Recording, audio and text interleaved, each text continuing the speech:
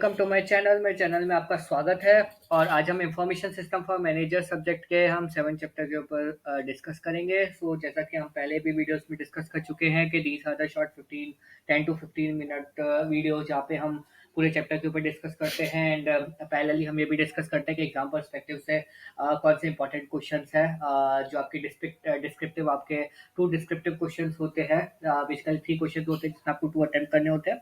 सो descriptive questions के relation में कौन सा इसका पार्ट इंपॉर्टेंट है जो कि हमें कवर करना चाहिए। पहले हम ये भी डिस्कस करते हैं कि एमसीक्यू के लिए भी हम कौन से टॉपिक्स को रेफर कर सकते हैं। तो क्विकली देखते हैं। जो आपका 7 चैप्टर है, this is all about the security part, right. Obviously हम पहले के चैप्टर में देख चुके हैं कि सारी चीजें आपकी ऑनलाइन हो गई हैं, इंटरनेट बेस्ड हो चुकी है। आप सभी को पता है कि आज के डेट में जितनी चीजें आपकी ऑनलाइन हो रही हैं, जैसे जितना पब्लिकली उन चीजों को डिस्प्ले कर रहे हैं, उतने ही आपके जो थ्रेट्स हैं वो आपके बढ़ते जा रहे हैं, right. So obviously security challenges आपके रेगुलर रहते हैं, राइट। सो अगर हम थ्रेट्स की बात करें तो उसमें जो मेजर थ्रेट्स होते हैं, that is about the very first one is malware, right. Malwares में बेसिकली आपके जो सर्टेन टाइप्स ऑफ वायरसेस हो गए, या कई बार हम लोग पेन ड्राइव इंजेक्ट करते हैं तो उसके अंदर आपके फोल्डर्स नहीं डिस्प्ले होते हैं for a living person. So these are the certain kind of small small viruses, right. Most common जो वायरस है बुक में आपको जो दिया हुआ है, that is I love you worm, जो कि एक लव बग था, जो कि आई थिंक 2000 में आपका आया था। So this is about some worm जो कि सिस्टम्स को कोई हार्म नहीं कर रहा था, बट हाँ, विंडोज की जो रजिस्ट्री फाइल्स होती है, जो हुआ from computer background, they know के रजिस्ट्री फाइल्स कितनी इंपॉर्टेंट होती है। अगर मैं रजिस्ट्री फाइल में कुछ भी चेंज करता हूँ तो it will severely impact my system, right. So वो उसको चेंज करता था। एक आपका कॉन्फ्लिकर वॉर्म था जो कि 2008 में आया था। सो इस टाइप के बहुत सारे आपके वॉर्म्स है जो कि मार्केट में आते रहते हैं, right. Next is second is tracking and espionage, right? So it is basically हम लोग इसे हैकिंग बोल सकते हैं कि जैसे आपका कोई इलीगली आपका सिस्टम हैक करता है। कुछ टाइम पहले आया था कि जहाँ पे सिस्टम सारे हैक हो गए थे एंड ब्लैक विंडो आने लग गई थी। They demanded some thousands of crore, I don't know the exact figure, but yes काफी ज्यादा उन्होंने अमाउंट मांगा था to just uncrack the systems. So this is all about your hacking.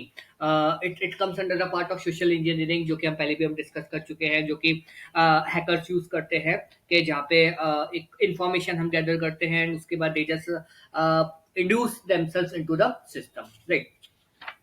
Next comes as the phishing and the identity theft, right. Phishing basically क्या होता है कि fishing में जहाँ पे आप एक्चुअल वेबसाइट का रेप्लिका बनाते हैं, लाइक सपोज मैं गूगल का एक रेप्लिका बना रहा हूँ, या फिर suppose I am preparing a replica of you can say Facebook. So मैं सपोज अपने फ्रेंड को एक शेयर कर रहा हूँ। So what I will do, I will just share them the replica of the Facebook, and as he just log into that system, I will get his credentials, right? So this is the way जैसे आपके fishing या फिर आपके identity theft होते हैं। Like suppose मैंने कोई bank की वेबसाइट बना ली ICICI.com और may be axisbank.com, I just name it as axisbank1.com या AXEES, right? Instead of AXIS I just put it AXEES, or maybe ICICI I just put it ICICI, right? सो जब भी हम website open करते हैं हम इतना ध्यान नहीं देते कि उसका यूआरएल क्या है, एंड वी जस्ट सिंपली देखते हैं ठीक है वेबसाइट ये है, कॉमन वेबसाइट है, हम लोग लॉगिन क्रेडेंशियल डालते हैं and we just simply log in. So these are some threats के जहाँ पे आप एग्जिस्टिंग वेबसाइट्स का क्लोनिंग करते हैं, right.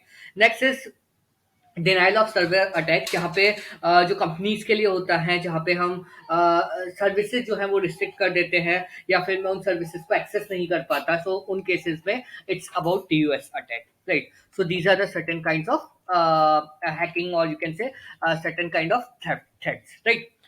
Next is there are certain technologies obviously जहाँ पे कुछ गैप्स है तो वहाँ पे उनको फिल करने के लिए कुछ ना कुछ सॉल्यूशंस भी होते हैं, राइट। तो मोस्ट कॉमन जो टेक्नोलॉजीज हैं जो कि सिक्योरिटी के लिए हम यूज में लेते हैं, that is first one is encryption.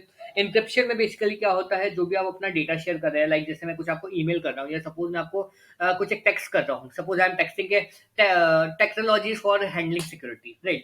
Instead of writing directly as this, I just use some of the special words, or maybe I just use reverse of that, or maybe just put the next word like T ka U, E ka F, C ka D, H ka I, or maybe use some other technology, मैं +5 or -5 or multiplication, something like that, so that a normal person can't easily find कि यार लिखा क्या है, what is written into this, right? So this is the way कि हम encryption use करते हैं। सेकंड इज द पब्लिक की क्रिप्टोग्राफी। इसके अंदर आपके अलग अलग टेक्नोलॉजीज होते हैं, आरएसए, डीएसए, बहुत सारी टेक्नोलॉजीज होती है। आरएस होता है, फिर 28 बिट होता है, 56 बिट होता है, 128 बिट होता है। दोस्त are from IT they know it very well. तो पब्लिक की के अंदर बेसिकली क्या होता है, जब मैं भी अपना कोई डेटा शेयर कर रहा हूँ तो मैं उसमें दो कीज भेजता हूँ, one is public key and second is private key. Public key is easily accessible, जैसा कि नाम सजेस्ट कर रहा है। Private key is accessible only to that person जिसको मैं डेटा सेंड कर रहा हूँ। जब ये दोनों रिस्पॉन्सेज मैच होते हैं तभी वो आपका डेटा जो है वो डिक्रिप्ट होगा।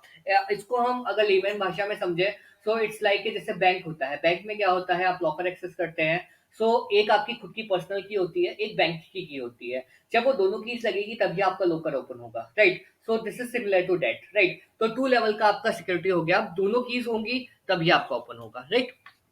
Next part comes as the firewall.